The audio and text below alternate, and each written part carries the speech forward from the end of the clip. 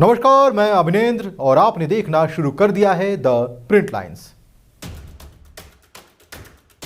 लोकसभा चुनाव के दौर में प्रधानमंत्री लगातार मीडिया पर इंटरव्यू देते हुए नजर आ रहे हैं। इस दौरान प्रधानमंत्री नरेंद्र मोदी ने एक न्यूज एजेंसी को भी इंटरव्यू दिया।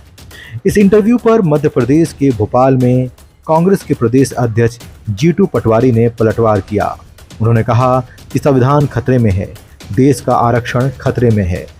इसी सरकार ने निजीकरण किया और जिससे आरक्षण गया। जो पद खाली हैं उसमें जो आरक्षण मिलना चाहिए उसको किसने समाप्त किया? देश के संविधान के स्वरूप को बदलने की भावना बार बार आपके नेता ने ही की।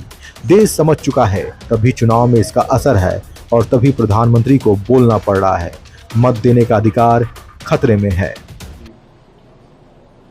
विपक्ष अपनी वोट बैंक की राजनीति के लिए संविधान की मर्यादाओं को तार-तार कर रहा है।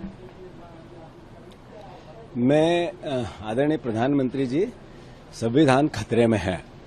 बहस से देश में आरक्षण खतरे में है। बहस से लोकतांत्रिक मूल्यों की हनन का सवाल देश में उठ रहा है, मीडिया की स्वतंत्रता का।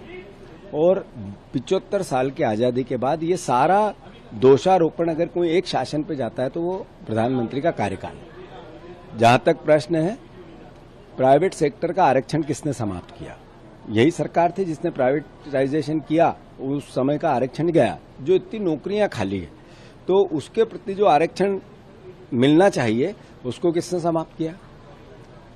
जैसा देश के संविधान के स्वरूप को बदलने की भावना बार बार आपके नेता करते हैं, लगातार करते हैं, और आप उस पर कोई नोटिस नहीं लेते हैं, न उन पर पनिशमेंट करते हैं, वो अपना काम करते हैं।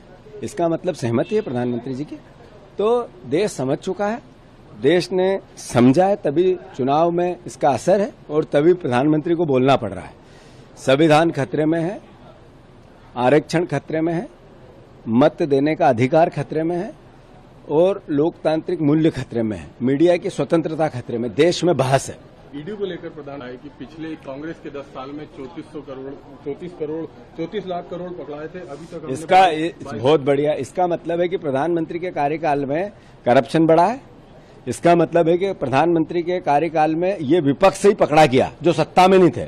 जो सत्ता में है लोग 10 साल से, उन पर एक भी कार्रवाई ईडी ने की क्या? मतलब उनके पास कितना होगा? और फिर ईडी और सीबीआई से बड़ा खुला करप्शन तो बीजेपी ने किया। उन्होंने बॉन्ड के अंतर्गत जिनको धंधा दिया, जिनको ठेके दिए, उनसे पैसा लिया। जिन पे कार्रवाई की ईडी ने, उनसे पैसा लिया।